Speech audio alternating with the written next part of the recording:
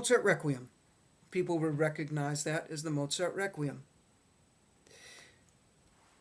Now within that, there were certain tone colors and inflections based on certain feelings that I had that I thought would be appropriate for this circumstance.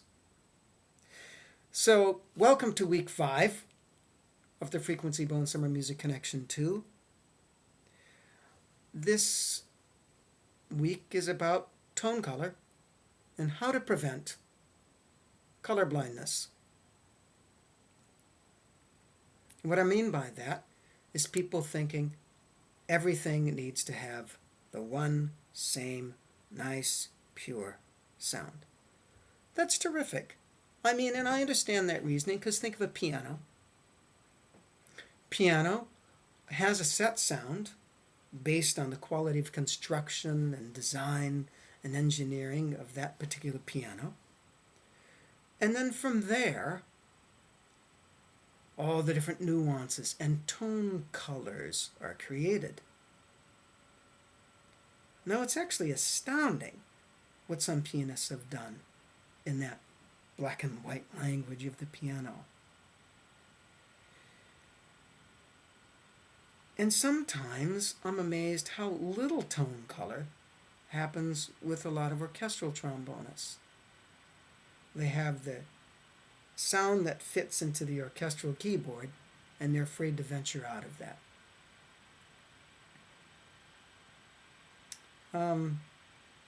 The only thing that's acceptable to do with changing tone color is going to different equipment. Playing smaller horns for the earlier literature, maybe, German trombones for Brahms. And I know Ron Barron, for example, when I first got in the Boston Symphony, for really more of the louder projected literature, the Strauss, the Mahlers, we would use Bach, or Bach 42Bs. And then in other types of literature, like Dvorak, said, let's use our cons. And that did definitely present a color contrast. And I appreciated that. And as a matter of fact, I'll never forget a Saint-Saens third we did in Carnegie Hall. I think it was my first season in the orchestra in 1975. It really was great. Because the cons have a certain width to the sound, maybe not as much of a projection front to the core of the sound as the Bach, not quite as concentrated in the middle. And because of that, the different instruments have different capabilities, different characters you can do with them because of the different ways that they play. But if you think of tone color is very natural in life. Think of that sky and think of the different colors that you see in it and what those different colors mean. Big, beautiful sky. All of a sudden it gets darker and darker and darker. And it's not nighttime. So color is an indicator. Color is an expression, a natural expression in nature of different processes. Any chemist knows this. Look at the seasons. So again, we can take that and put that into a natural part of our playing. So let's say you were going to play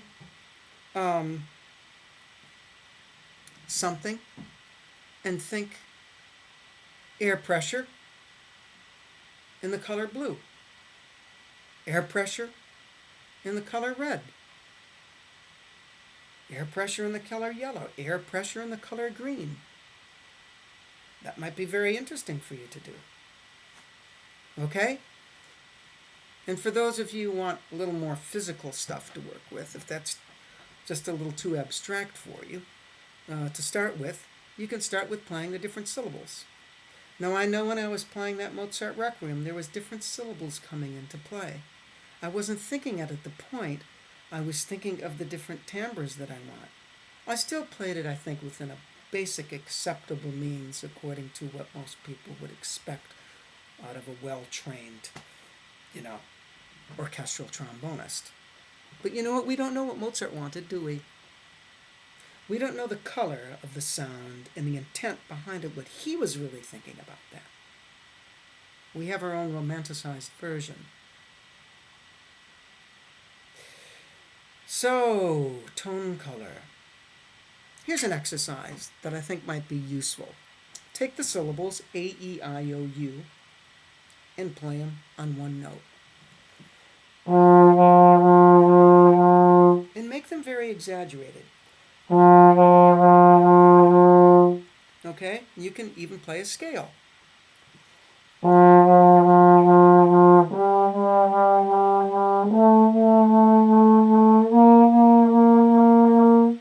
And you can feel different notes might be easier for you to do that with. Now, what's the reason to do that?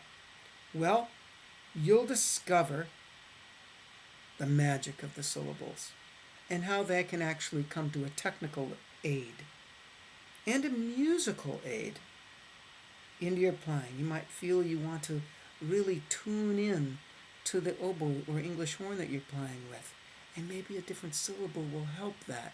You'll feel the color, and we can have these, what would seem to be abstract feelings, and sometimes certain people can immediately transform those, or translate and transform those feelings into real physiological actions.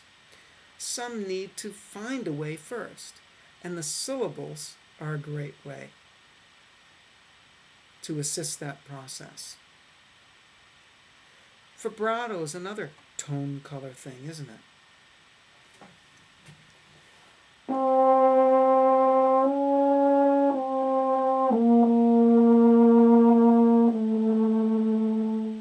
Now there's a vibrato you're not used to hearing. I've termed it U vibrato. You. And it really can be incredibly mysterious. Then, what if we have our jaw vibrato?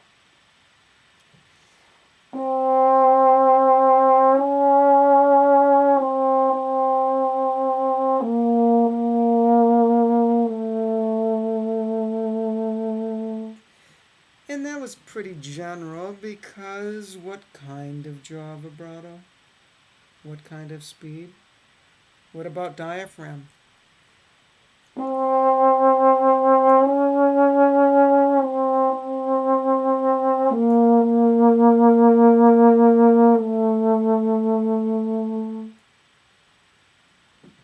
What about slide?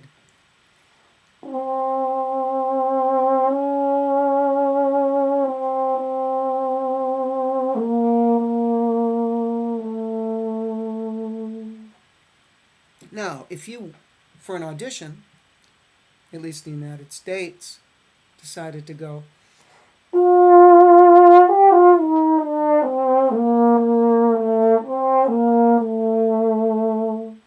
it might not be very useful, but I know many fine classical trombonists that use a slide vibrato in a very, very fine way.